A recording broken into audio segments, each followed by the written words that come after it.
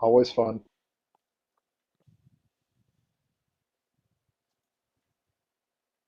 Hello, FC. Hey. Oh, look at that. Sarah's the first one in the fleet to say something. Uh, so Kazanir, let me just say for the record, this is all Sarah's fault that you're here today. I mean, because we all know you don't ever talk. Like, nobody ever hears your voice. But this is all her fault that you're It's here. true. Hello.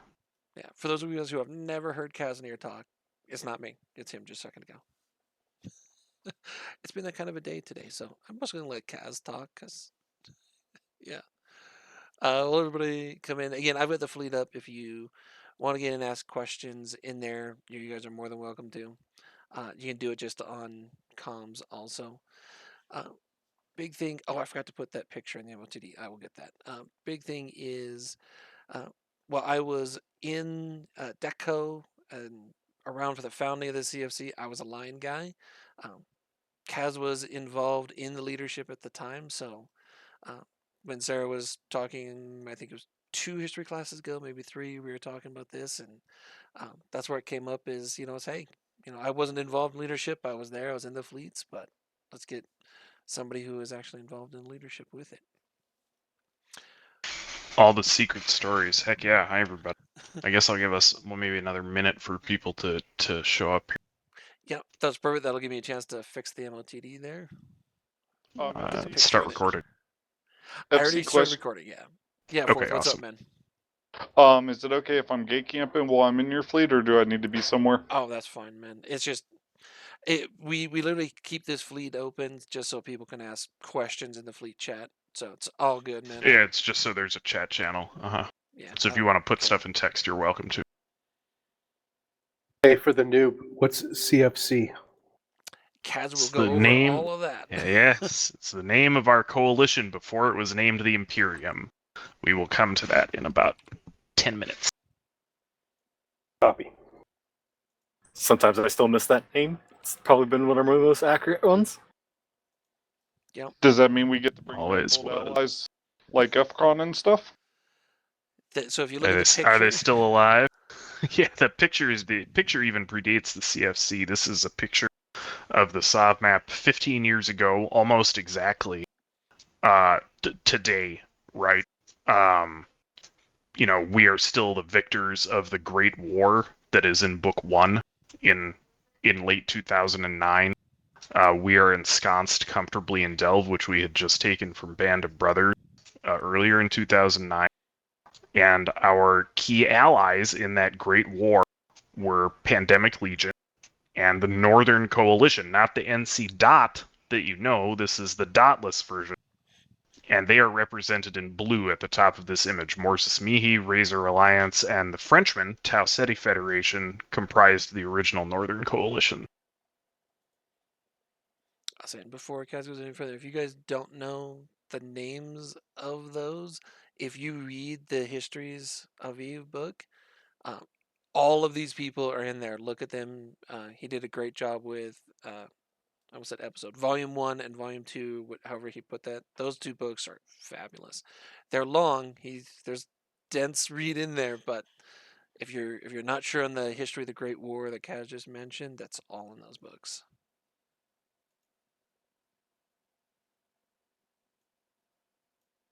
There's another good one called Down the Rabbit Hole, I think, that goes through all of that. That's the video that's like 6 hours long, which was a good video, but it's a slog to get through, guys. I did it in like 2 hour chunks over 3 days. There's the link in the fleet. So what year was Goonswarm founded? Or the CFC? Kaz is going to go over all that stuff here. Yeah. So let me start with pre. So Goonswarm actually gets founded in 2006, let's say. There are several Goon Corps, but they don't become an alliance until I think they first recruit Murchie and Arst and Igni, a couple other forum corporations. And they haul it across the galaxy. They get kicked out of Syndicate and join the Russians. And that sets up the next several years, culminating in the Great War. We defeat Band of Brothers. First got beat by Band of Brothers once that was called Great War 1, and then come back after Hargoth disbands their alliance. They try to reform as what's called as Raikoku, or Kenzoku, one of the two. But we win, and that was what I was describing. So early 2009, right before this map, and this is where Book 2 starts, is after this. Is Goonswarm is the victor. We've conquered Delve, which was Band of Brothers' home. Our key ally and best friends, Pandemic Legion, are immediately to the north of us in Fountain. And Northern Coalition is still in their space in the north, now without any great enemy to fight against, because Band of Brothers is gone. So immediately after this, everything goes to shit, and that is where Book 2 starts. The two things that go to shit are, one, Pandemic Legion loses their space. Goons are very distracted, basically don't care about Fountain. It's hard to defend. And then, when still Band of Brothers, so at this point Band of Brothers is reformed, they have a new name called IT Alliance. They invade Fountain, they're very successful. But Pandemic Legion is ready. They've got their capitals. They want to fight. And they jump everything in to YTAC-2 A&O, a system you've heard of, for this giant fight. They essentially are hot dropping their whole capital fleet, and none of them load grid. Gotta love So- silver weather. This is an era before time dilation, and so you know what it's like when you jump in and you just don't load grid. Well, it was the worst one of those that there probably ever was until M2XFE 13 years later. They lose, I don't remember how many Titans and Super, and flee. Essentially, that is it was a big change. They no longer wanted to hold nullsec space. To some extent, they certainly blame Goonswarm for not saving their ass. Little do they know, we have our own problems. Goonswarm by this point is completely mismanaged. It's changed CEOs twice. The guy in charge is named Cartoon. The CFO is completely AFK. And when it becomes clear that things are mismanaged and we are getting invaded by IT, this Fountain is just fine. Cartoon proceeds to steal everything that's not nailed down. Is only barely stopped by XTTZ counter-stealing a lot of stuff. And he disbands the Alliance, well, not disbands, but steals the Alliance, essentially. So he, to this day, the original Goonswarm Alliance with a ticker of Oh God is controlled by bad guys. There are various non-goons in there. It was sold to someone. And so the Alliance creates a new alliance called Lodra, Solo Drakban, Solo Drakban, Solo Drakban, Solo, because he was the server administrator, and we still had the forum. And so under previous CEO, Darius Johnson, Goonswarm packs up and flees. First, they go up on a sort of Vision Quest to Syndicate, the original home, then go down to Curse. Darius Johnson does not really have a plan, so this is sort of a pilgrimage around the galaxy, and by the time it's done, Goonswarm is getting, 40 or 50 people in a fleet, maybe. And they don't know what to do. They fight in Cloud Ring, they fight against some Germans called Evo, and end up in Declan. So this is really just less than a year after this map happens, everything has changed again. And this is where I enter the picture. So this is 2010. Shortly before this, I had retired from World of Warcraft. But I was bored, and all my ex-WoW friends, suddenly, these are people who had a habit of playing a new MMO every year to kill time when they didn't like World of Warcraft. This is a very regular pattern for these cats. I was friends with a bunch of people from the Elitist Jerks forums, if that means anything to anyone here. And they all decided to play EVE. And I had actually played EVE very briefly, thinking it was a joystick game in 2007, never got into it seriously. But had paid a little bit of attention, watched the stories, and I knew the basic story of the Great War just from reading gaming media. And Elitist Jerks, the forums, was connected to SA, to Goons, to something awful, where Goons were. So not knowing about any of the stuff I had just described to you about how Goonswarm had lost all of their shit and ended up on the Frenchman's couch in the north, me and my gaggle World of Warcraft people sent a fucking Eve mail to Matani and said, hey, can we join up? We don't know anything about this, but we're from the same forums, basically. And they said yes, because... Who can help me out here? They said yes, because they had no fucking people in fleet, and they needed new blood. And so that was how we joined up. Operation on life support at the time. So this is the creation of Condi. My corporation ended up being the first new corporation to join the reformed Goonswarm Federation Alliance, which still bears that ticker. That's when Mittens takes over. He takes over from Darius Johnson. DJ goes to work for CCP as a security guy, CCP-3, and Mittens is in charge. But we essentially do not have very much, except we have a couch of 2 star systems on the border of Venal in Declan. And we have a very dedicated group of people who can find out where all the valuable moons are. So this is the area of Technetium moons. CCP in the previous patch rebalanced a ton of stuff in Moongoo and made a particular R32 called Technetium more valuable than all the R64s by bottlenecking. This is a situation that lasted 3 years and sort of defines this whole era. Because all of a sudden, the whole north and northwest was substantially more valuable than any other part of space and moon holding. And this is how Goonswarm started making money. We started finding and seizing those moons wherever anyone didn't have control. And so you look at that big blue blob that we were within, but it was not at all united. They had various different alliances with differing levels of, rights within different parts of space. And so there was actually a lot of unheld sort of territory resources moons, and we were able to take advantage of that. Right after I joined, things heat up further. It turns out that the Frenchmen are also sort of on life support. A lot of them have quit. They were big in the previous war, and they are looking for what to do with their alliance. And that actually is why Goonswarm has the name Federation in the alliance name, is because TCF merged into us, making us essentially a full member of the Northern Coalition automatically, and giving us control over Declan. So this is the first part of the book, is Goonswarm taking control of Declan. And there are several other alliances there that had been, part of TCF's portion of the Northern Coalition, except half of them turn out to be shitheads, and this is the story of later 2010.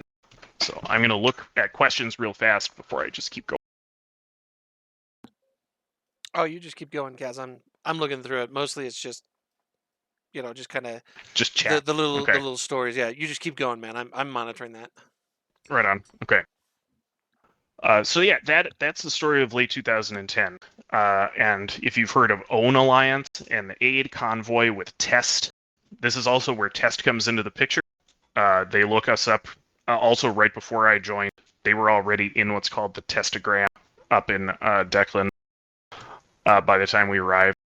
But that year was a great deal of sorting out of several other alliances who lived in Declan who did not like the fact that Mittens was in charge now. Some of them were stealing money from people. Others of them tried to pull some other bullshit, and essentially 2 of them ended up getting, not evicted. One really did get evicted, but another ended up moving to a different part of Northern Coalition space. So that was the sort of the solidification.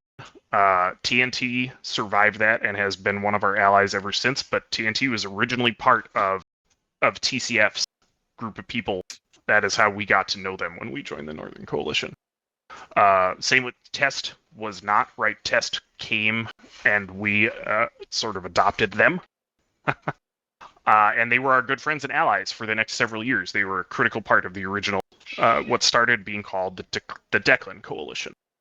I always call it Decline, but ignore me. Actually, Kaz, I've got a good question there for you. There's 2 of them that have come up. The first one was the Shrike piece, right? So the first Titan ever killed, and then the second question is about Moongoo monopolies. Yeah, sure. So yes, Shrike, as mentioned in chat, that's long before this, along with the stuff locked at Volterra. That is all Great War era stuff, Golden Age. You have to go to book 1, and I was not really playing for that. I was playing for like a few weeks in mid 2007 when some certain things happened, and I did briefly touch Nullsec for like a few days, but didn't get into it because it turned out I later learned the gamers that I was playing with had just ended up renting, and it sucked. I didn't know anything about the game at the time to know that, but I discovered all of this later working for Mitten. As far as market manipulation, that became more of a thing later, just depending on the situation. But this was actually the era where various people had discovered that CCP would be changing some trade goods to be part of planetary interaction, and that you would now have to do a bunch of clicking to create these things that previously you would just buy from NPC sell orders.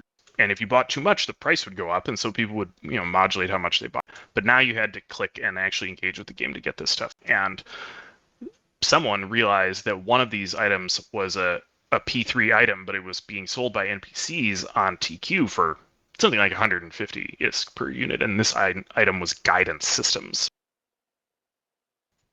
So that is one of the big original stories, but that's not a market manipulation. That was just CCP completely screwing up by taking this thing that used to be 100 ISK and promoting it to an item that's 100,000 ISK without thinking about what that was going to mean when players noticed it in advance. So yeah, a lot of goons did make a fair amount of money on the guidance system stuff, even though many sold out at 5,000 or 10,000 or 20,000 or 30,000, nothing like what the price is today. So there are those stories. When this is going to sound crazy to anyone who knows it. When I joined the Alliance, DBRB was a director. He was the FC that taught us how to play. He was always around. DBRB saw this Alliance through just an incredible period of really not having anyone else. So that was totally normal for me, as a matter of fact. I once heard someone say that watching DBRB play video games is like watching like Picasso or Van Gogh, but before paint has been invented. It's like the art form doesn't exist yet. If you warped, you're dead. If you jumped, you're dead. If you stayed there, you're dead. He's very interesting. Yes, he was amazing. His dog barked a lot. It was fantastic. So yeah, that was that era. It was sort of messing around, consolidating our stuff. But during this time, IT Alliance has retaken Fountain and Delve, their original home, and we didn't think that we were very cool with that. So a couple different things happen. I actually have to open the book to make sure I get the timeline correct in 2011. Let me look real fast. So while Kaz is looking up a date there, I was going to go through. Things. Yeah, go for it. So DBRB is married now. He's got a little one. He is a teacher. So everything everybody's saying in there is all true about him. All right. So let me back up. One key point was missed in here. During the travails, before I actually join up, while Goonswarm is wandering in Curse, Pandemic Legion attempts to kill Zastro's Titan. And this was, to Goonswarm at the time, we do not have very many Titans at the time, and this was a great betrayal.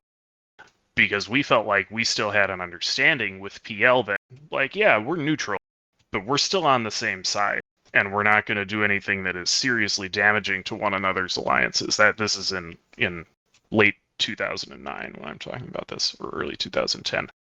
And that was a real breach. I remember one of the first logs I read when I got into the directorate in late 2010 was a log of Mittens talking with someone in PL and saying, and them just not understanding each other. Because to us, there was a big difference between this is strategically valuable and this is just a fight. And we still have that attitude about many things 15 years later. And that was just not their attitude anymore. And it was a big rupture in relations. So we'll come back to that in a second. So in early 2011, we proceed to just immediately invade Fountain. IT is living there. We're very successful. One of my original business partner in this game, K-Color, his first kill mail is actually in a Rifter on a Titan that we kill in Fountain in early 2011, if I recall correctly. So K-Color is retired. He is chilling. He is doing fine. He has won EVE Online for the time being, and we congratulate him. But yeah, you will hear a lot of that name. So we invade Fountain. It goes very successfully, and we promptly place Test Alliance there. Because, well, they've gotten too big for the Testagram. They're only growing. They're the first Reddit-driven alliance out there. and they want to be big and have their own space. So they end up in Fountain. While that is happening, the Northern Coalition decides to mess with the Russians. This does not go very well for them because they decide they want to invade the drone regions. And they decide, well, we're not really invading. They try and make like they're not really invading. But then they proceed to hit a bunch of what are at the time called capital ship assembly arrays in passes that are building supers. And this was the big thing about the drone regions at the time, CSAAs, that's right. The drone regions at the time didn't have normal rats. They were rat loot, and they didn't have bounties on the rats either. The rats would drop a special type of loot that would reprocess into Tech 1 minerals, drone poo. And this actually made the drone regions one of the first serious super capital production hubs in the game, under the control on that map still of the Russians. And of course, the Russians immediately begin selling them to anyone who will buy, and it turns out that the largest buyer is Pandemic Legion. So they immediately form a very symbiotic relationship, and the Northern Coalition looks at this and says, "Yeah, we should mess with them. We should make sure that this doesn't get out of control." And they proceed to hit a bunch of stuff in Ethereum Reach. One of my favorite posts of all time on the old Kugu forums was by a guy who's now CCP Alpha. He was Krutroy at the time, a fleet commander, and he posted, "Baited Titans on the gate in LXQ for good fights. Busy day." LXQ is the entrance to Ethereum Reach. Still remember it. So yeah, that did not go well for the Northern Coalition, and they promptly get counter-invaded. So this is summer of 2011. They get counter-invaded, and on June 6th of 2011, Tribute itself falls. UMI Tech KK, the capital of Morsis Mihi, is taken, and the Northern Coalition is essentially no more at that point. It was relatively rapid, and they were not actually willing to put up a defense with their own supers because the numbers were fairly overwhelming, and they realized they were going to lose a lot of stuff. Yep, exactly. So a couple people in fleet chat were also there. They stood down. They had a huge cap fleet formed. I I don't actually know if the logs are accessible in the aftermath of that. Once the NC was finally gone, we published a big archive of what is called General Stab, the general sort of coordination and leadership channel for the whole coalition. This is mid 2011. But yeah, they stand down. No one jumps anything in. The Northern Coalition falls. Try and get a map in here from that time. I might have to rehost that. Brisk, can you drop the later 2011 map in Fleet Chat? I should get these links pulled up. So this is where there's a piece about this in the book, actually, where the Russians talk to Mittens, and we have a great relationship with them, as I mentioned. And Xdeath, UA Xdeath, the leader of Legion of Xdeath, it says to Mittens essentially, I'm putting white noise here in Tribute and in Branch. And what are your thoughts about this? And Mittens says, I really see no reason why I would have a need to attack white noise. Like, we don't want Tribute. And so the Russians fuck off. They do not continue to invade past Tribute. They go and deal with stuff in the south because there's more Russian on Russian drama, and Death wants to go deal with that. But a very frisky fleet commander in Pandemic Legion decides he wants the smoke. And one day we wake up with half of our shit reft and Pandemic Legion's entire super capital fleet in VFK, our capital. This does not go very well for them because it turns out that there's a lot more of us than there were of them. They had no plan. They had no supporting subcap fleet, and they quickly end up hellcamped. There's a big series of fights there. I remember actually coming home I was in Europe at the time, and I came home from watching the second part of Harry Potter and the Deathly Hallows, which had just come out in theaters. You want to check those dates? And all of our shit was on fire. It was insanity. So this is a creation of the legend of VF Konigrad, or Mataningrad. We held them down there for like a couple weeks before they ended up getting out with the help of a skirmish commander who probably was a spy, capital commander who might have been a spy, God only knows. They do end up escaping. No, Xarxes later. I'm talking about Bring Stabity, who, I don't know. I've never heard from that guy again. Yeah, Regalin is in chat, he remembers. Yeah, he went out to try and take some Pandemic Legion moons while we had them camped, and that went poorly for us, Hubris. But we shoved them out of Declan. We proceed to fight over Pure Blind for a while with Pandemic Legion and Evoke, and essentially take control of Cloud Ring, Pure Blind, and that is the birth of what gets renamed. At that point, we're no longer just the Declan Coalition. We become the Clusterfuck Coalition. So this is the birth of the CFC. It's seizing several regions, beating the pants off IT Alliance once, surviving Pandemic Legions, just complete horseshit. And that is how we became the Northwest.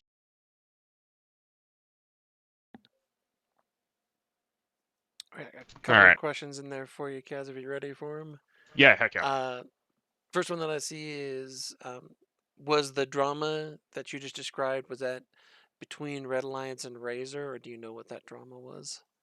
I remember that drama, but I don't remember what the cause of it was from that time.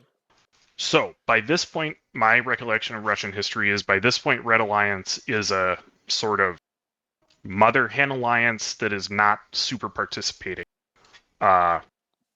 in a lot of the drama, or it just becomes Solar Fleet. I might be a little bit early, but that's my recollection, is the divide happens between UAX Death and Master, often spelled Mac-Tep in Russian. The Russian characters to an Englishman will be Mac-Tep.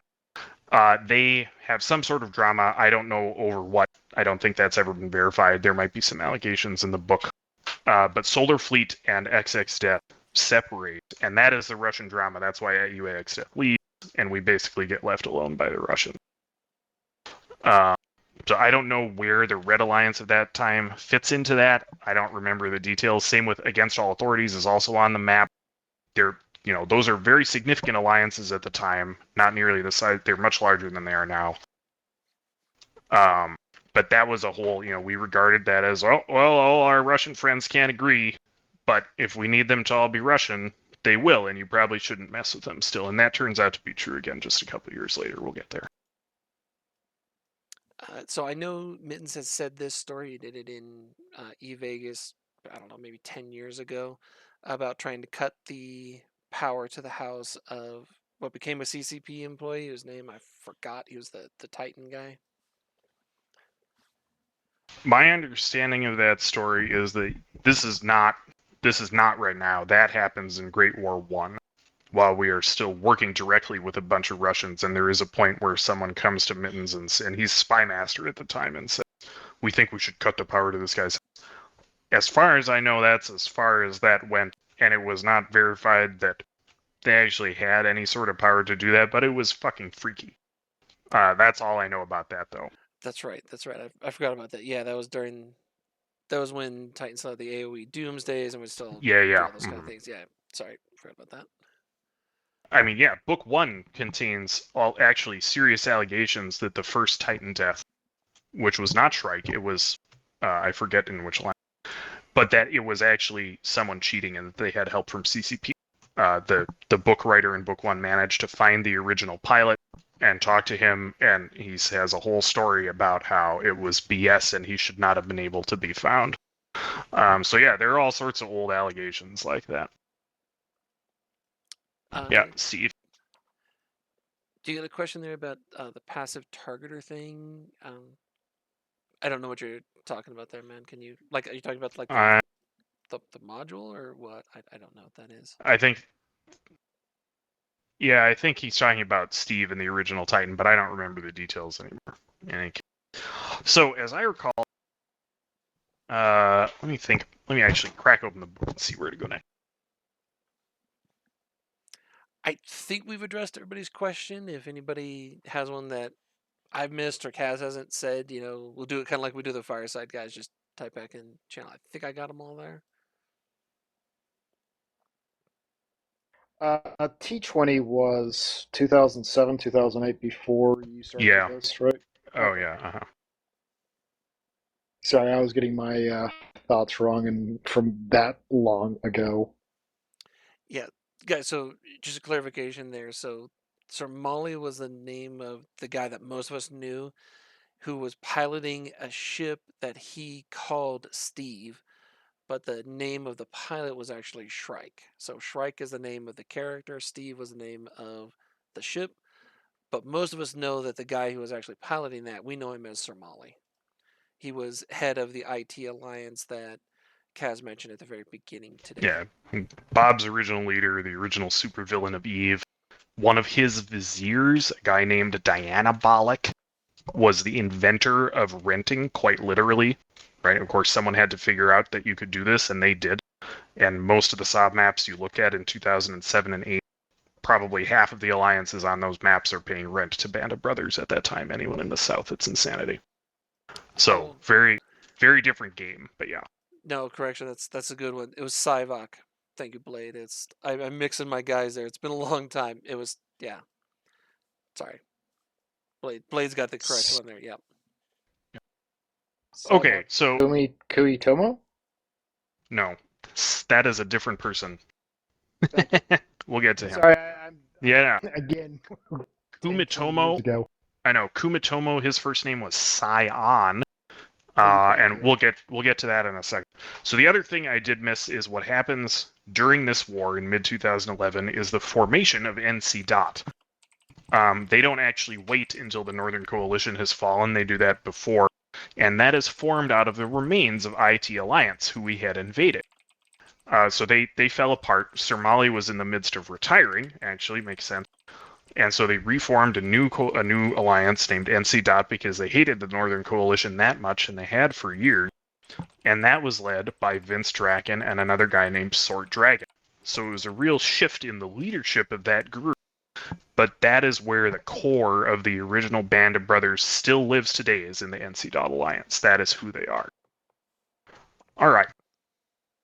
Let's see what happens next.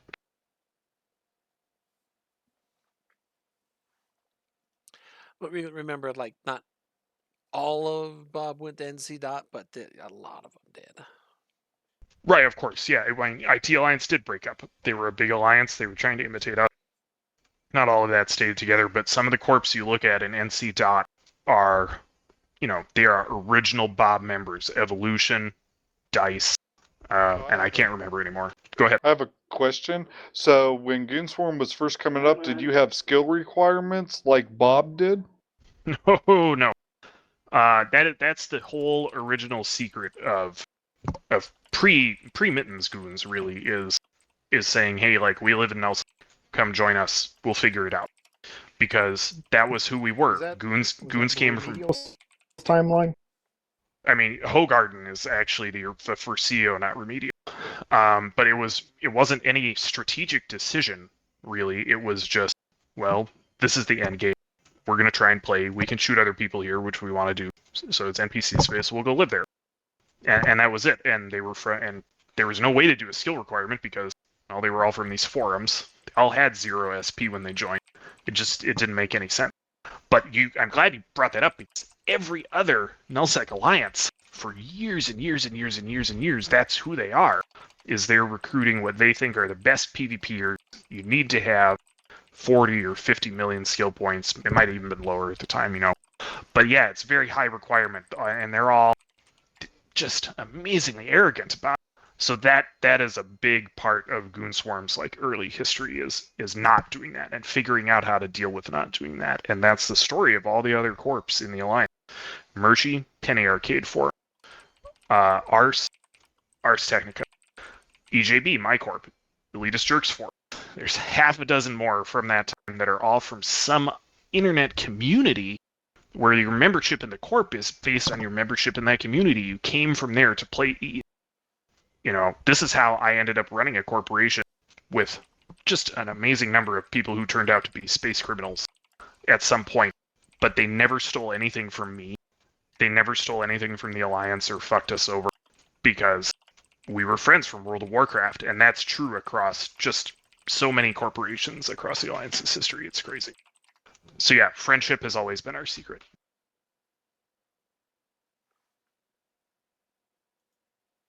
A couple of people just talking about like skills with it. For those of you who were not around back then, this was the time of learning skills where you had 5 skills to train that would train other skills. It's based on like the neural remap you see now, like willpower and all those kind of things. There was a skill just for each one of those. So the first 5 things that you would do when you got your character is you would train those 5 skills. And then Corpse back there would be like, all right, we'll see you in like a month when you get that done, because it took 4 or 5 days to train each one. They got rid of those years and years ago. Casey, so race was more of a part than it is kind of today. It doesn't really matter today what you pick. Like, it gets you into a frigate faster, but it had more impact back then.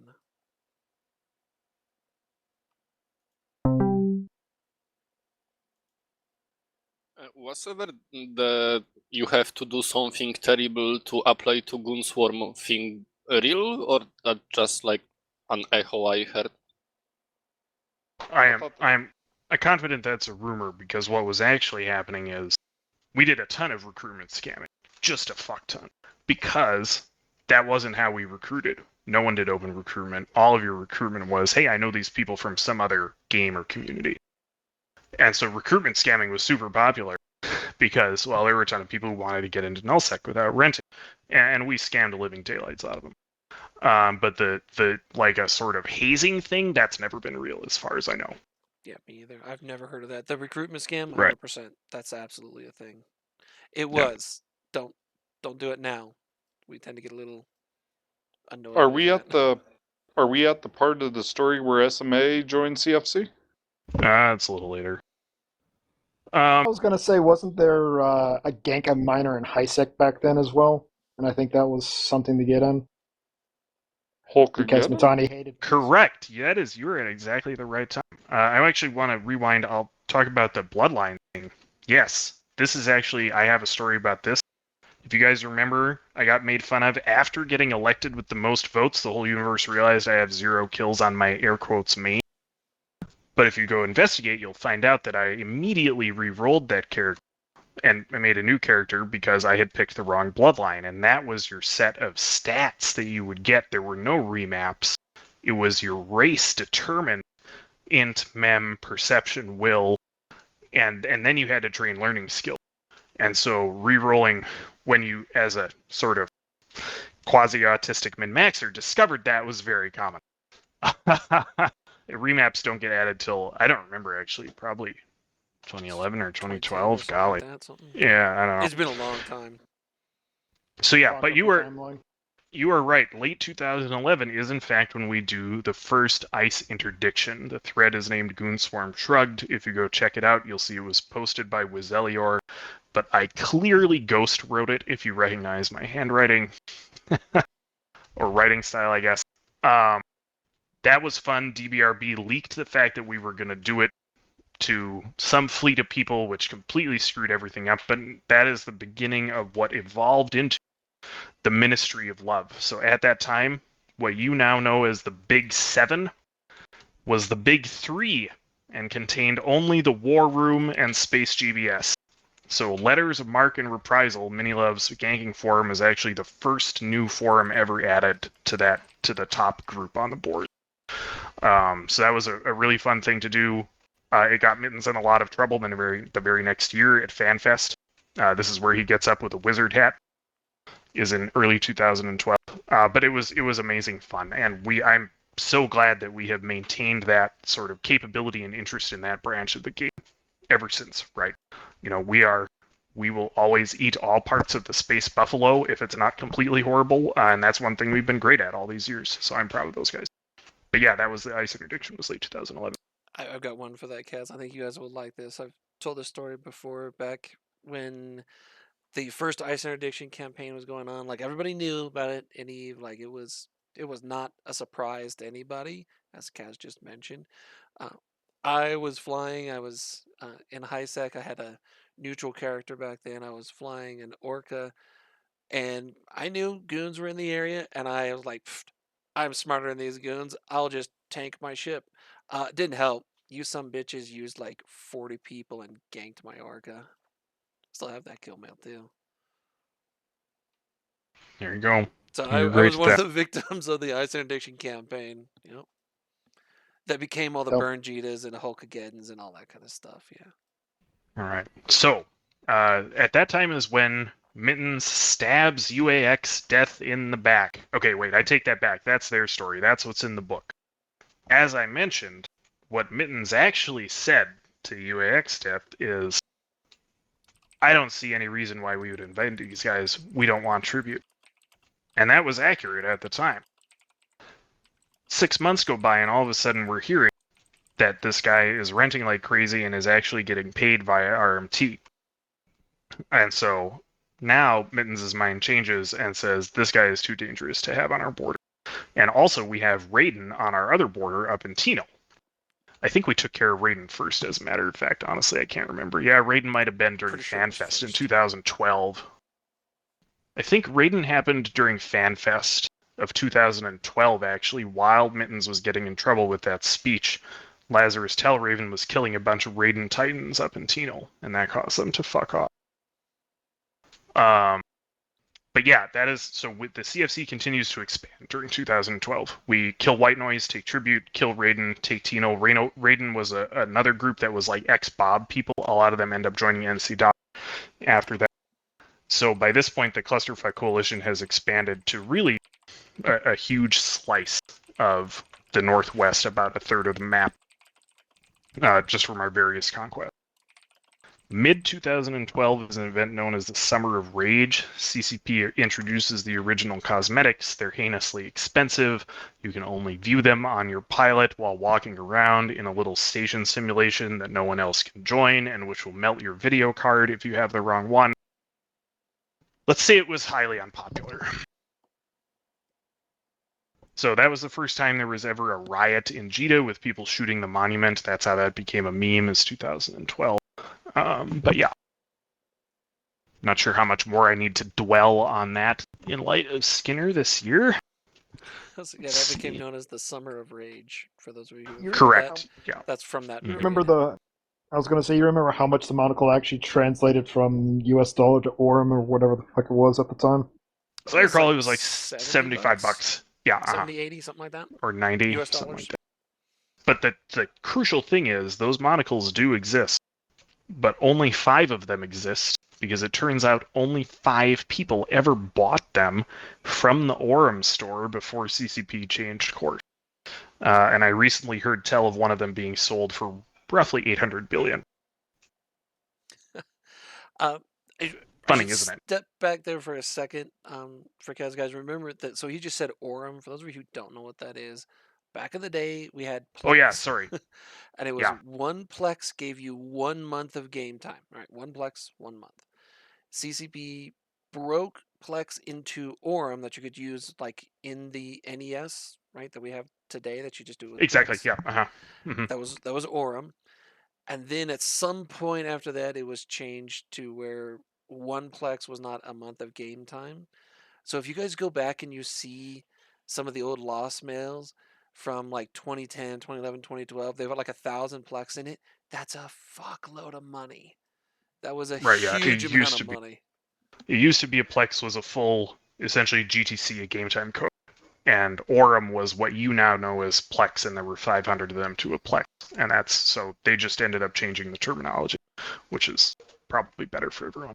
Yeah. But yeah, that's what Orem was kind of annoying, but yeah. So when you guys hear that, that comes from that era. So for a translation, the Vendi BPC back then would cost you about 2 Plex or 2 months worth of playtime to actually get one. I mean, I don't know what they are right now, but so I'm going to say sure, because I don't know what those numbers are. The Plex was like 500 and some change, and the Vendi BPC was 1.2 bill at the time. Yeah, so Plex was a lot cheaper. Yeah, it was. It has only gone up in price, and TBH, a great deal of that is just natural inflation as more people have access to more stuff that makes money. You know, in those days, you basically had to be in nullsec to be plexing your accounts to be making enough money to do that, or in wormholes. Wormholes were really just getting started. But there were not nearly as many people who had nearly as much money, and there were a lot more people who were willing to sell Plex, right? Who wanted to get in-game money as a way to get ahead. And so they were buying and selling off game time codes, and it was a different shaped market than it is today. So that is much different. So just to tell you guys, because a couple people have numbers in there. When I first started playing, you could get the Plex, right? 1 month of game time. It was about 340 million isk at that point. That would have been 2009, 2010 era, something like that. Reeland saying 2011, yeah, something like that. Yeah, it was 300 something million for 1 month of game time. Again, one Plex was 1 month. That's a good question for you guys. Do you know what the normal ISK per hour income was in the 2010, 2011, 2012 region? I don't off the top of my head. I don't really remember enough to say. You definitely had havens and stuff. You know, so it's, you know, there are people who are getting not that dissimilar from normal ratting numbers from what you would see today, but several things are different. Drone ships are not nearly as good. This actually means that there were a lot more people botting in nullsec than I think is actually happening today from my observations. My recollection of it is just dramatically different, principally because there was no drone ship that was viable, and so people were using stuff like Tengu bots. So ratting was a little different that way. But the ratting numbers, the bounty numbers have not changed, in theory. There were no incursions yet. Incursions release, I think, in 2012 or 2000. No, wait, no. No, incursions come out earlier. I can't remember. I think it's 11 they come out. Okay. But yeah, there's not as much of the other content producing even more money. But when I say K-Color is my business partner, I made my original fortune on two things. One was being the Alliance's jump freight service, me and my people, for 4 or 5 years. And the other was hobo dreading in wormholes. K-Color and I would take a pair of carriers and a pair of dreadnoughts and a Rorqual and hike them through the C5 highway and farm all the sites we could with a POS. It was really mega overkill. I actually learned it, if you can believe this, by reading a Kugu post from Grath Telkin, another name you may recognize, who posted about doing this, and I was like, whoa, Crab Theory Craft? I can hack this, and we went and sat down and did the math, and we abused the newly tier-sided capital resist modules, and off to the races we went. I lost a couple of those carriers at one point, but, you know. But yeah, that stuff is all sort of fresh and new research territory at the time. Not like it is today where a lot of it is solved content. Let's see. Okay, so once we get past the depths of 2012, a couple things happen. One is that Test resets us. They, by this point, they have both Fountain and Delve, which we've helped them take. But in a dispute with the lead diplomat of the time, Montolio does not want to let us anchor the Eye of Terror all the way into Delve. Goonswarm would have needed to hold Sob. You can't connect one jump bridge to a different alliance's jump bridge in those times like you can today. And they didn't want that, you know, leading down into their space, even though we viewed it as, hey, if we're not able to come down here, you guys are going to get farmed by someone in relatively short order. That turned out not to be what happened because they ended up allying with the people who would have farmed them, Pandemic Legion, and I think not NC Dot. Who was or maybe it was NC Dot, and there was Nelly Secunda too. It was N3 by that point. Oh, golly. Band. Yeah. Right. But that was a big that's where the initial rupture happens. Since then, or after that point for a few years, Testa and us are not friends, and the story of 2000 and late 2012 and almost all of 2013 is us sorting out how to be not friends with Test and then reconquering all of their shit and sending them to Losec. So I'm skimming over a lot, though. That's the majority of 2013, which is known as the Fountain War. Now we're getting into territory that you might have heard a little more about if you've only started playing recently, because that comes up a lot.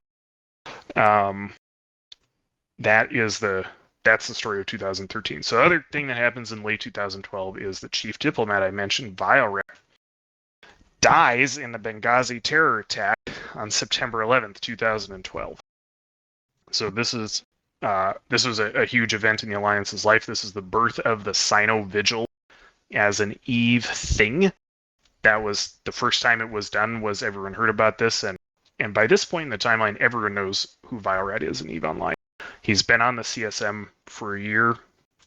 He created a whole cross-communication server called Jabberlon 5. It's a Babylon 5 meme where all of the nullsec leadership would talk to one another. He's, highest name recognition you can get in the game. So essentially, spontaneously, everyone started going out and lighting Sinos as candles, and you would see them on the map, and that was how that was invented as a sort of EVE cultural touchstone. And so this is also the point someone asked about his name earlier. The succeeding chief diplomat was Mittens' chief of staff at the time, a guy that I knew very, very well, named Sion Kumitomo. As a matter of fact, I knew him so well that you might say I was his spreadsheet monkey for the entire duration of the CFC from that point onward. All of the spoils, all of the moons. We talked a lot. So that is why I remember a lot of this so well, actually, is talking to Sion all the time. Oh, I'm leaving some stuff out. I skipped ahead of the Fountain War. We're forgetting Asakai. Holy crap. Who knows this DBRB story? This is nearly when he lost his keys to Superfleet. These things are complicated. Yes, DBRB jumped instead of bridging. But that's not the worst thing he did. He decided to jump all the other Titans in after him. But what can't Titans do in Losec, folks? No DDs at the time. Bingo. You could not DD at the time. I think they had been nerfed by this point to where you also could not target a subcap anyway. There was a period for a couple of years where Titans could blap a subcap with their single target doomsday. But yeah, Asakai goes very poorly. We lose a bunch of shit. I don't remember the numbers. Someone will have to look it up. But it is a blow at a time when we are just feeling like we can possibly contend with PanFam's Supercap fleet.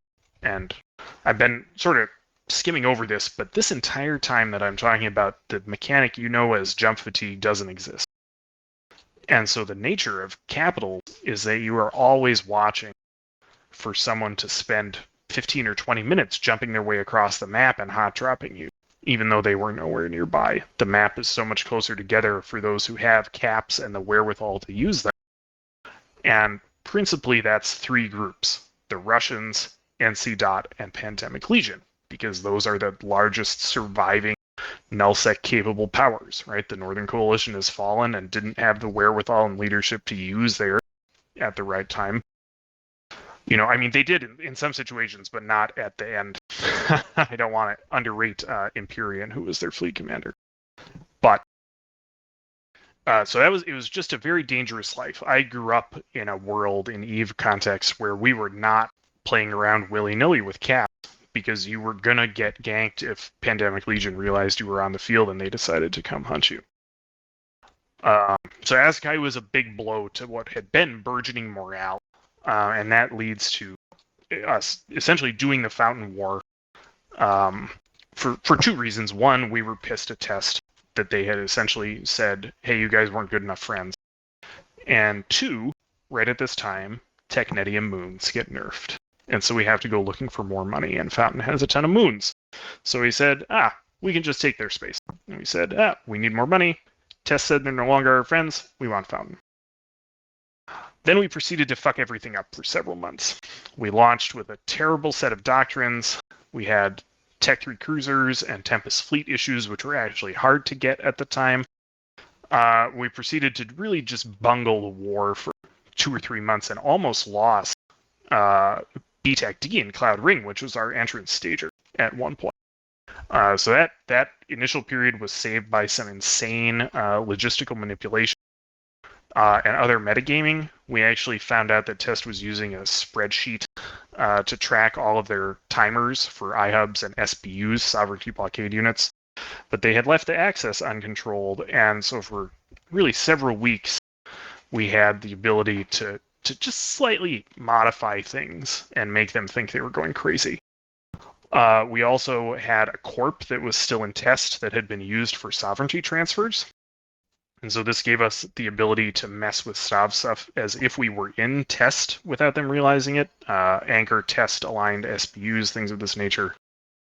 That was, as I recall, I think that was County Dispatch Heroes, or maybe there's another name and I'm getting them mixed up. But that was one of our logistics guys who had just been doing SAV transfers, had the corp left in Test Alliance, and they didn't notice. Regalin says we blew that load early. We may well have done that. Within a couple months, though, a lot of stuff has been sorted out.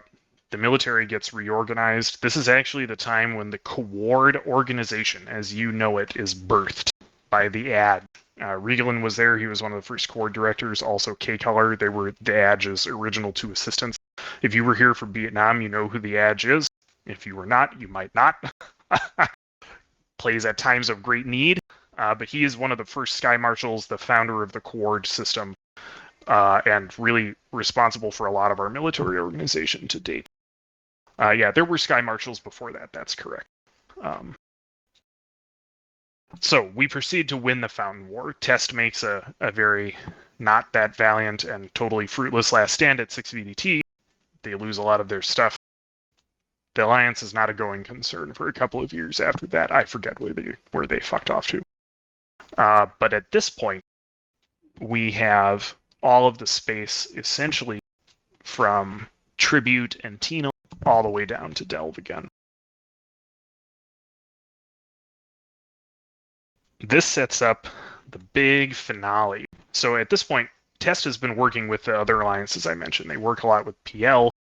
They work with NC Dot and with Nully Secunda. Nully Secunda is Pro God Legends' original alliance. He's one of our longtime, or was one of our longtime enemies dating back to that year. And we get involved in something called the Halloween War, which is a bunch of those alliances deciding to mess with some of our Russian friends. And we also just want to punish them, right? We want to punish NC Dot for helping Test and their Honey Badger Coalition, or whatever the heck they called it. And so we proceed to engage in this Halloween War, is what it's called, just because of the timing of it. My recollection is, and you can look, and I'll have to look up the book. Let me see. Page forward.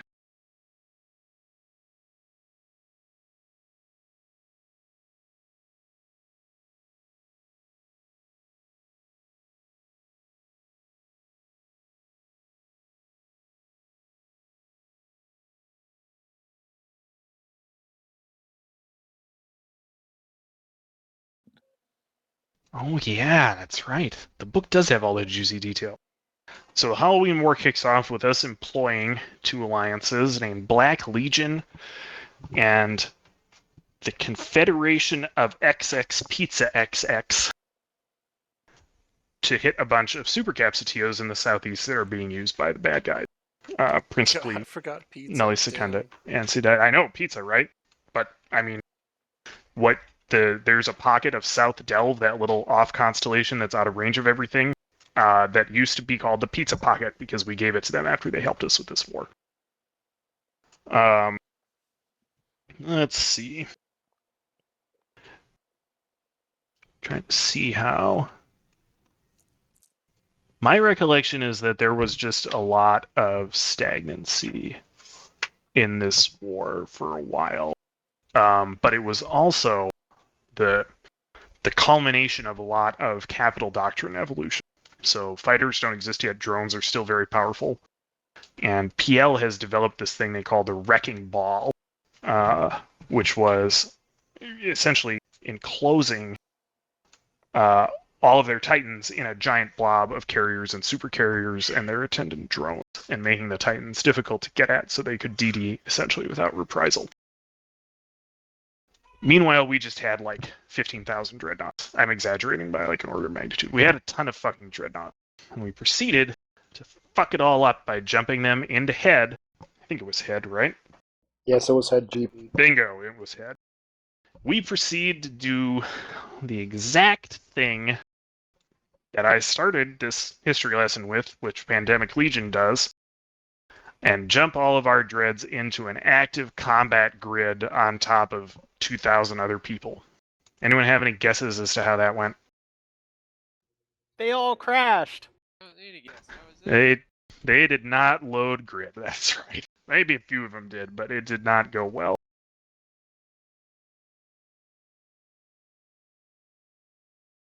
So that seemed like it might be maybe not the end of that war, but we were despondent, I would say. I mean, there was a lot of what a modern day poster might call cope from us about the servers. I went back and read the logs just a few months ago for shits and giggles, because what's coming next is even more giggles.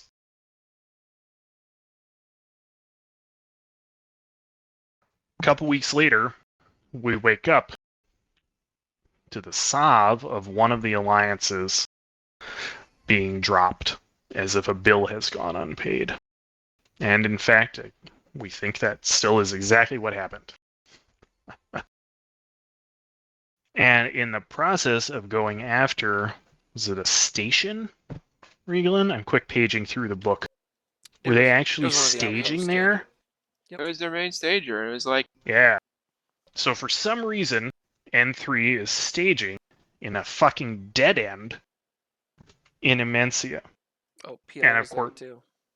yeah, right. It Everybody was was the there. whole kit and caboodle, right? So at this point, this is where the term the blue donut gets invented, because our coalition at the time is not just the CFC, but it's also working with all of the Russians who don't like these guys. And so we were CFC Russ, and they started making fun of us because if you mapped out all of our space, it was, well more than half of the map by this point, including both of those together. So the CFC Russ is the originators. We are the original holders of the Blue Donut title. As a matter of fact, that's where it was invented for. But it was not a true coalition. It was two at once. So as we realize this has happened immediately after downtime, we just start piling into the system and trying to take it. And they counter deploy. And this results in the battle that becomes, this is BTAC R5 RB. This is the dead end BTAC R. So I happened to be at work all day. Unfortunately, by this point in my life, I have something resembling a real career, and I'm so inactive by this point. But my corporation has been in the Alliance so long that most of them have supers and titans. So we were well represented on the kill mill. Thank you to those who were there. I saw a couple of you guys in the chat popping up. We proceed to smash the opposing super capital armada. They lose, what was it, 90 titans in the end? No, it was not. No, that's the M2 number. It was only, I forget how many. Was it 6? Is it that many? It was 59 Titans to our 16. That's right. Okay. So this is the battle that becomes known as the bloodbath of BTAC R5B. And in the aftermath of that, Pandemic Legion retreats. They do not want to continue. Mittens makes a deal with Grath that they are allowed to escape. They retreat deep into the drone regions in Awasa and are basically not heard from again for something like a year to a year and a half. And this is actually how Book 2 sort of closes, by observing that for the next year and a half, not a ton of stuff happens. And in particular, it is later that year, about 6 months after BTAC-R, that jump fatigue is introduced to the game. So finally, CCP had enough of the hot drop from anywhere on the map meta, and a guy named CCP Grayscale worked up jump fatigue. Which in hindsight, to this day. well, we had a lot of problems with Grayscale at the time. But returning to the game, so I was unceremoniously space fired in 2015 as a sort of casualty of a different reorg. I was long since quite inactive by this time. But coming back in 2020, in hindsight, I can't disagree with what Grayscale did. Jump fatigue has its own set of issues, but it has been just an amazingly effective balancing tool in allowing other groups to grow up in a way that, before jump fatigue, they often just became food. We were one of the only success stories. So I think there is some value to that mechanic, even if it was horrible when it launched. So as someone who was around and was dealing with that at the beginning, yeah, the first version of jump fatigue was god awful. You're hearing people see this, seeing the stories about it. It was terrible.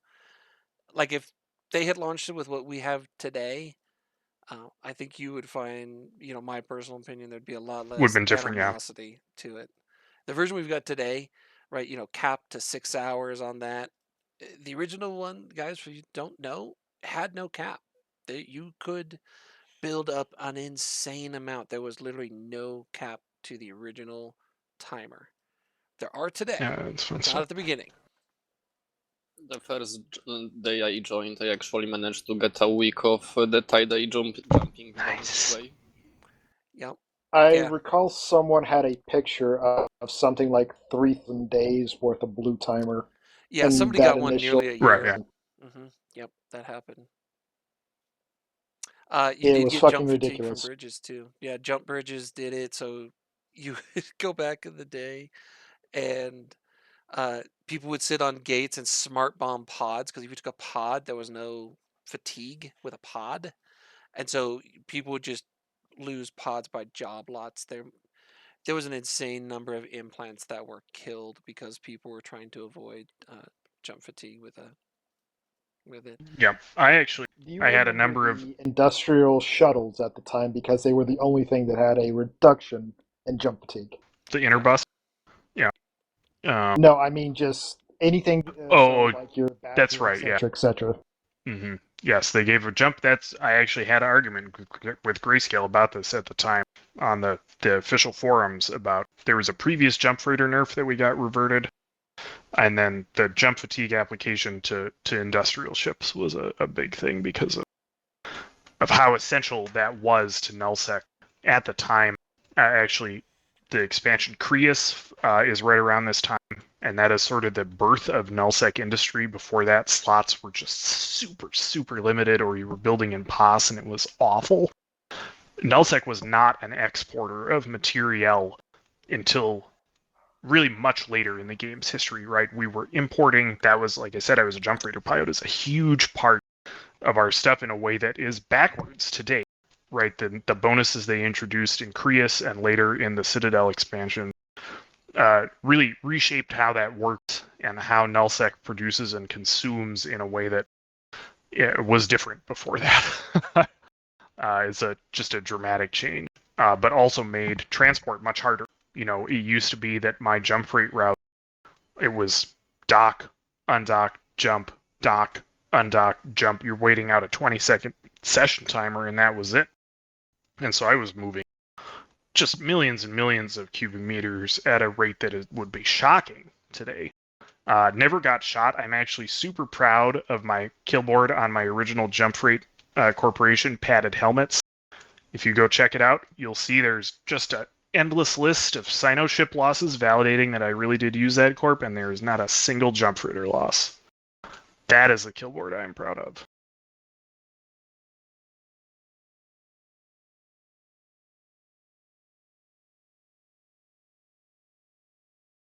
Yeah, Sinos on noob ships. That's right. They're all herons. Mine are.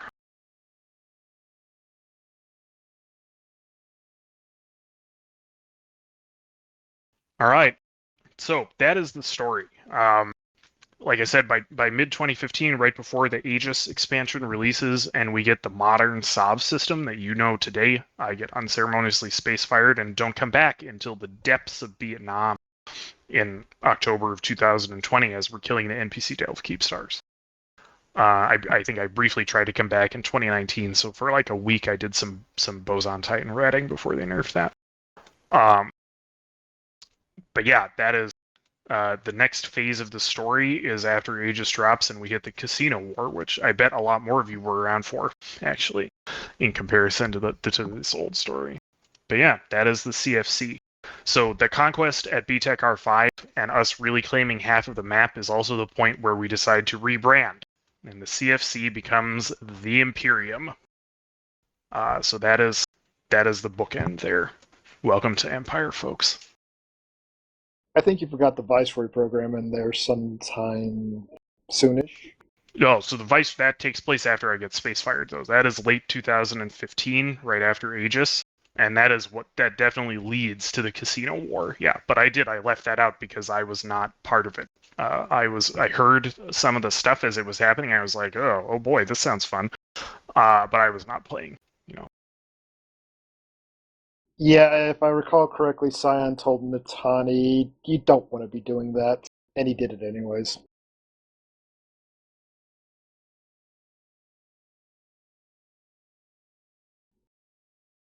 I also remember taking on Snuff, which was not very pleasant down in Losec because they were running Macarials with high-grade armor implants, and we could never kill the damn things. True. Yeah, the Viceroy program is really the first thing the nascent Imperium does diplomatically, and it turns into a giant disaster that in part leads to the Casino War. Scion ends up resigning. There's a big turnover in leadership. That all I know that stuff by report. I wasn't there for it,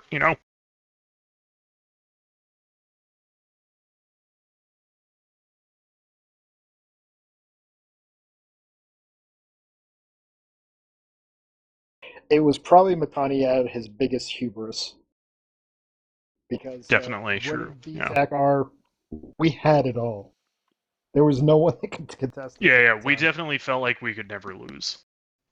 Which obviously that turns out not to be true, and it's good that it turned out not to be true. I think we're a way stronger organization after going through all of that and spending all of this time in Delve and defending Delve and going through that war than we were when I was playing originally, right? It's a way more mature organization. And I'm glad, because there are a lot of organizations on these maps that are gone, and we are not. When did Space Monkeys join the CFC? I want to say 2013. I forget which. It definitely was before BTEC R. Oh, yeah. I swear they were around in 2012. They were an old. I thought they were one of the old NCD corporations or alliances. They may well have survived from the original NC, as a matter of fact, but I don't remember which spot exactly or how they came to us.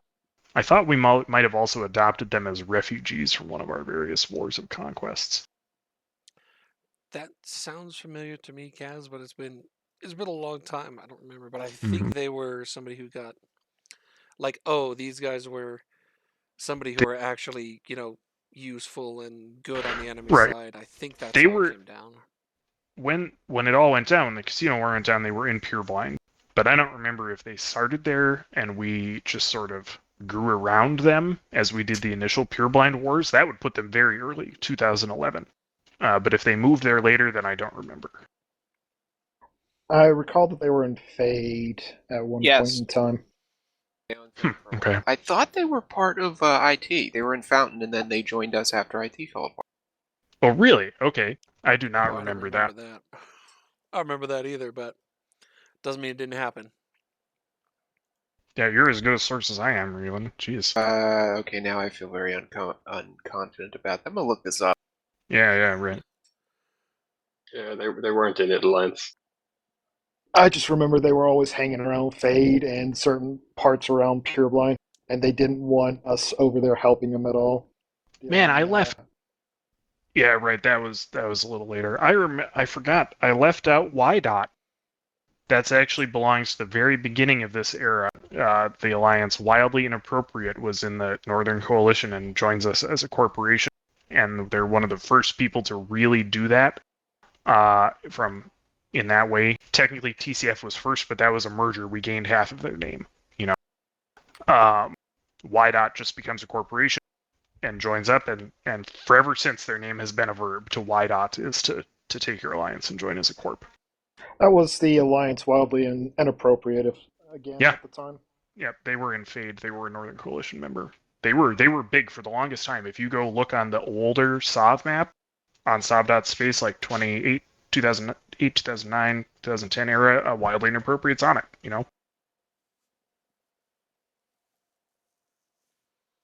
Well, we've been going with Kaz for almost 80 minutes now. Is it? Anybody got any other questions? We don't want to take up all of Kaz's time there. Where did the culture of like saying like the T word, if you know what the T word is, and then the little waves and stuff get implemented not to do?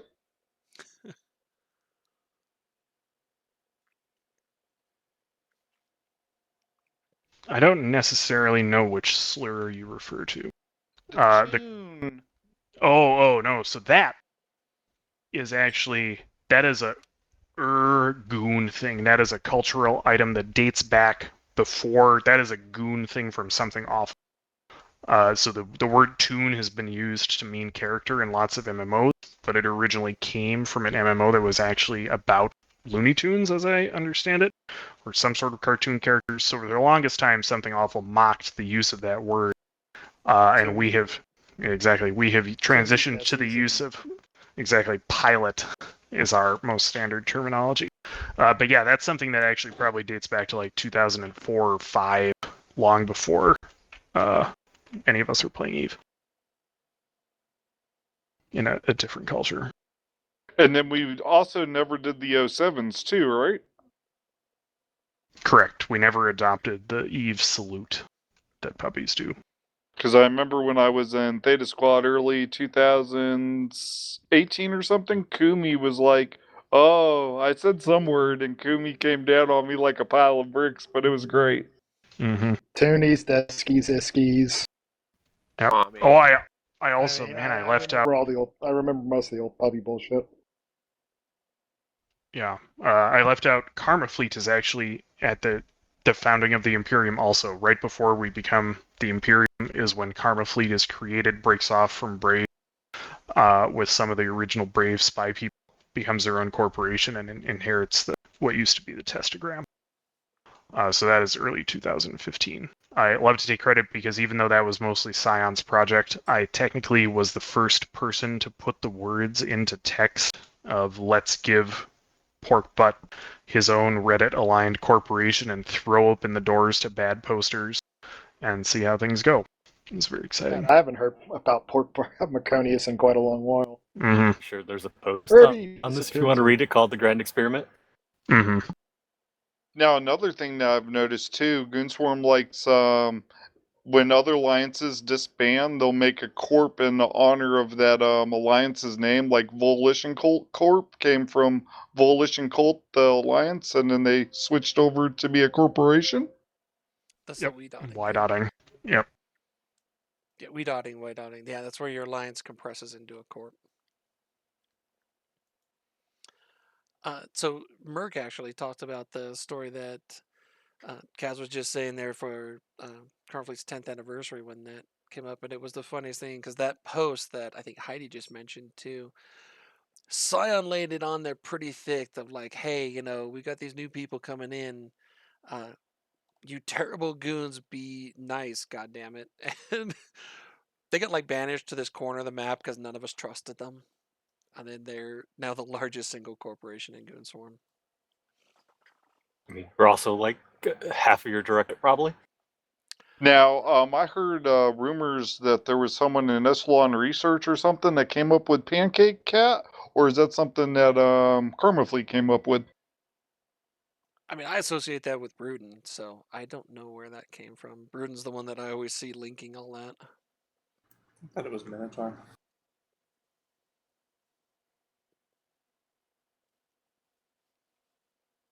TNT's still been around. Yep, TNT's still around. Lon is still around. From the alliances of this era that Kaz is talking about that were in the CFC, it's pretty much it. It's pretty much TNT and Lon. In it. And then in it, as Yeah. I should have said I did. more specifically, TNT and Lon are still in the Imperium, right? In it is not. Yeah, But right, those yeah. 3 are the only ones really left. So in it actually joins up 3 or 4 months before BTAC R5. And so we are the ones, and they explicitly did so because they wanted to grow, and they could not without some defense against getting hot dropped by Pandemic Legion, just like I was talking about. That is their story, is wanting to be, a real boy and not being able to achieve it under those mechanics because they weren't big enough and PL was too threatening.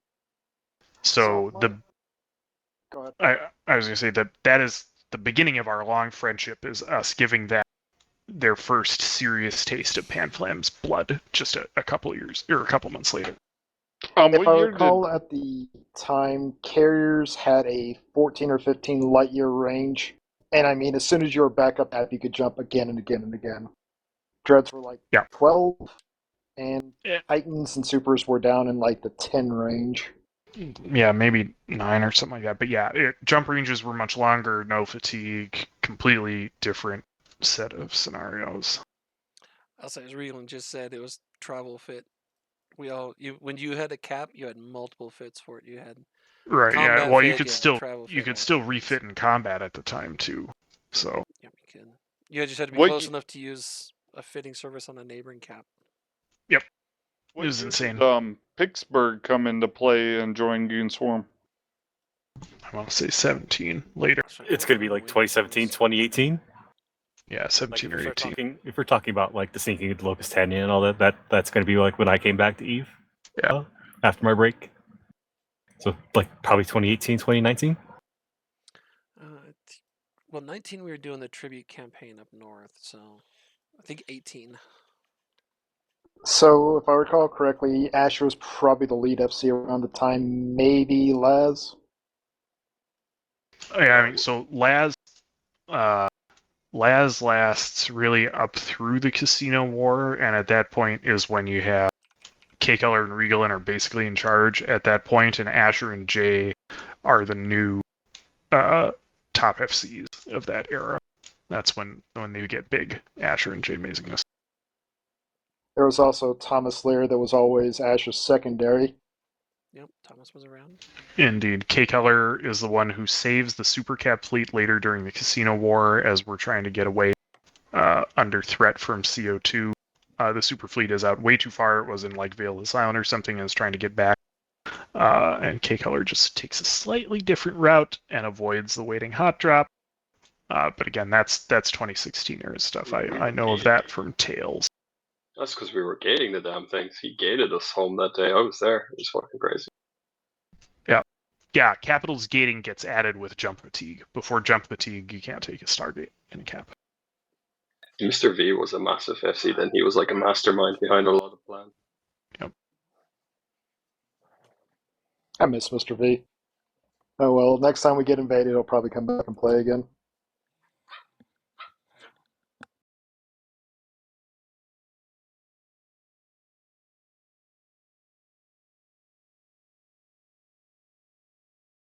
Also, since Raglan's name is being put up, he used to have the giant mic demon every time he tried talking. I still have it. It's just on the other computer. And there was also that little laugh you'd do because you were getting either very nervous or exciting when a fight was about to happen with the Finger of God Dominixes.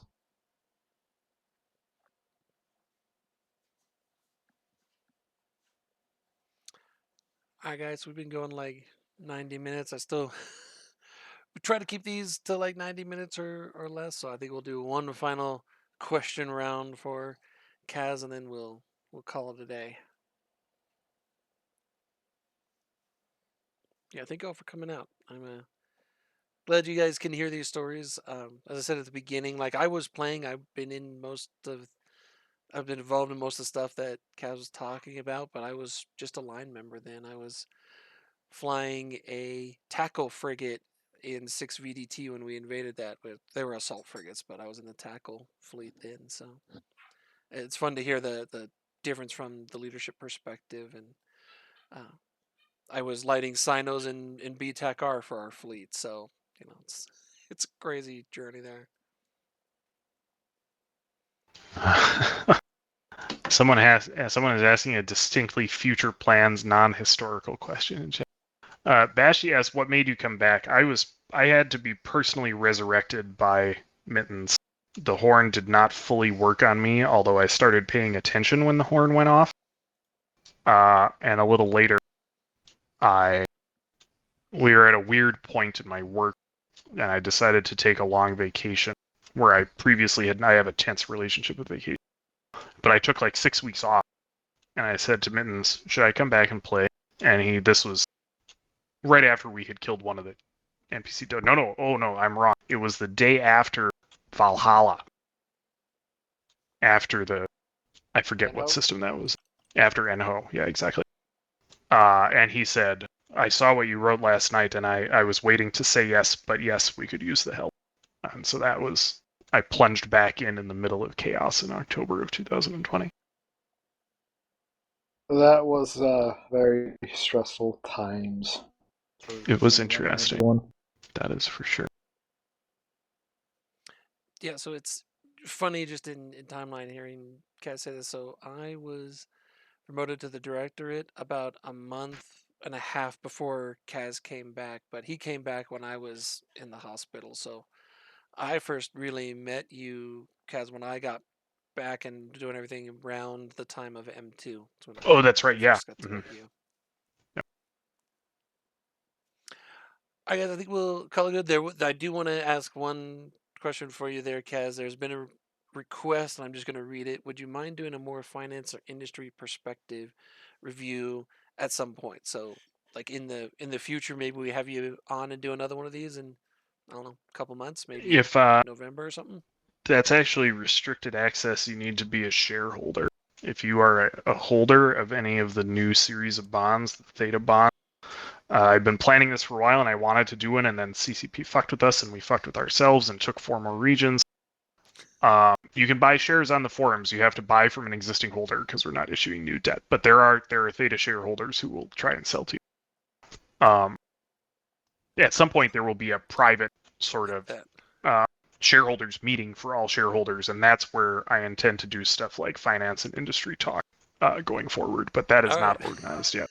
I like it. A paywall for finance from Kaz. I like it. It's a shareholders meeting, Whatever. I'm going to call it a paywall. I like it. All right, guys. Again, thank you all for coming out. Thank you to Kaz for coming out. Reglin, it's good to hear you and see you, man. You and I haven't talked in quite a while, but I've seen you around, so it's nice to see you / hear you as well.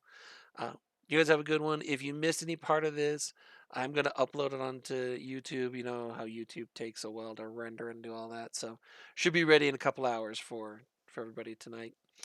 This is the most fun 90 minutes of my week. Thank you all for coming, fam. Yeah, thanks for coming out, guys. We really do appreciate it. And one last time, thanks for Kaz for being here and chatting with us. And you guys have a good day. And we'll talk to you all later. Have a good one. Heck yeah. See you in space, guys. Kaz, got a question for you